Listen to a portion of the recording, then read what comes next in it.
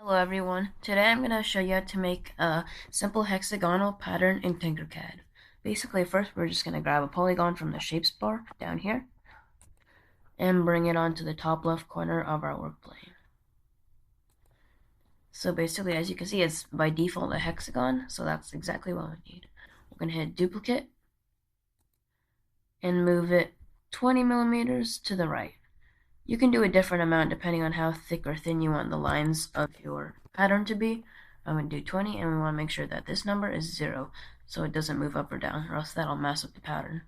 Now we're just going to hit duplicate a couple more times to duplicate that last move that we made. That's good. And now we're just going to make a box around all the hexagons right here. Select them all, and hit duplicate again. Now what we're going to do is move them down 20 millimeters. And we want to make sure this number is 0. And move them to the side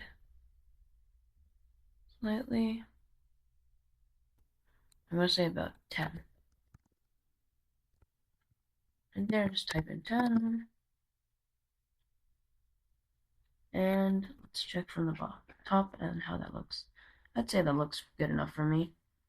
So now what we're going to do is click out, select all the hexagons right there, duplicate, and just move it down, straight down about 40 millimeters.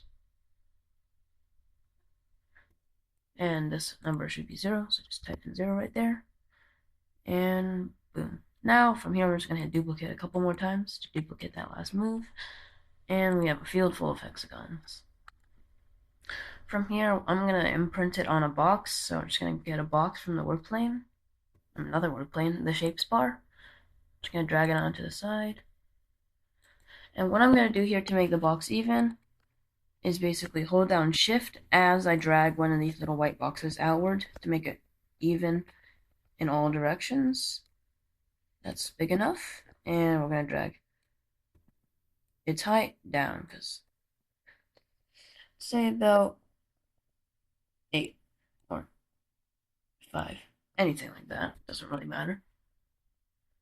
And now what we're going to do is drag this box into the shapes bar. Actually, we can make it a little bit bigger. Actually, yeah, let's just make it big enough to get all the hexagons. And we're just going to adjust it so it looks nice. Once you've got it how you want it, I'd say about that works for me. Yeah. We're just going to make a ginormous box around everything there. And we're going to go up here and turn them all into a hole. Now what we're going to do is click out and then select the box and then turn that back into a solid.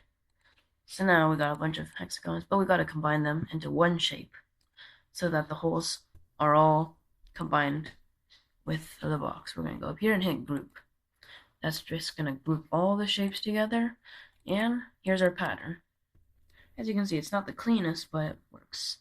And we can just do whatever we want with this.